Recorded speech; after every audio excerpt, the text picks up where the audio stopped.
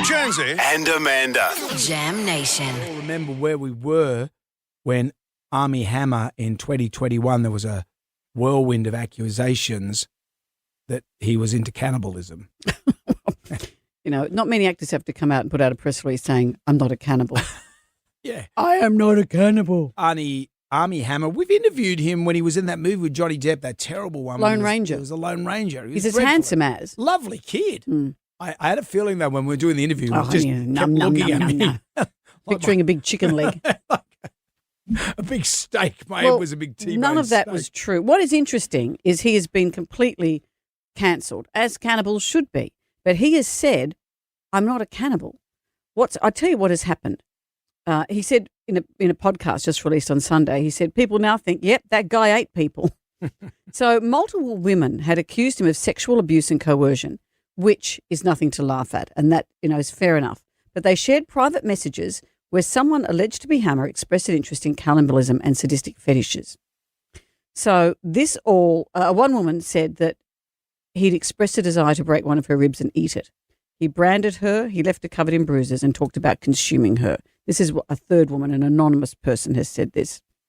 He says that all the relationships he had with these women were completely consensual, discussed and agreed upon in advance and mutually participatory.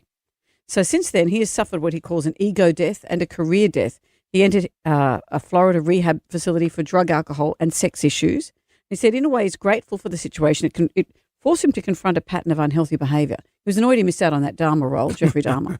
It's got a bit method. You know what? I think this is an interesting story, and I might have a very unpopular take on this. All that stuff about coercion, sexual abuse, etc. Yes, deal with it. The law, deal with it, Sure. because that's appalling, and women have every right to take that as far as they can. But should you be cancelled for your private thoughts?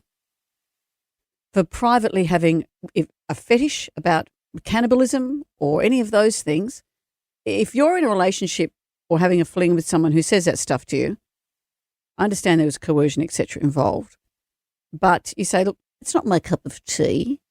Yeah. Is it fair that your thoughts now can have you cancelled? Your thoughts can end your career, your private sexual thoughts. If you keep them to yourself, then you're fine. But who keeps in a sexual relationship, who keeps those thoughts to themselves? That's what he's saying. He shared that. And other women say, okay, that's freaky, equals he eats people. And people now think he's a cannibal, which isn't true. Yeah. It's the same thing we spoke about the other day about girls at the gym who film men looking at them, or they put cameras in their pockets so they can see guys looking at their bums. There's now a level of coercion that's going the other way, or entrapment or catfishing, or what's it called, clickbaiting. Yep. Where Thirst trap. it's thirst trap. People can't be free anymore, and rightly so, as I said. If he has been found guilty of coercion and abuse, that is one thing.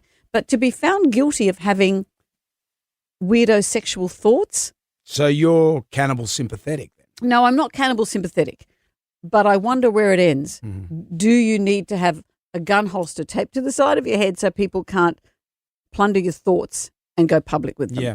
At what point is your private life no longer private, even your sexual fantasies? Has my head turned into a giant T-bone steak?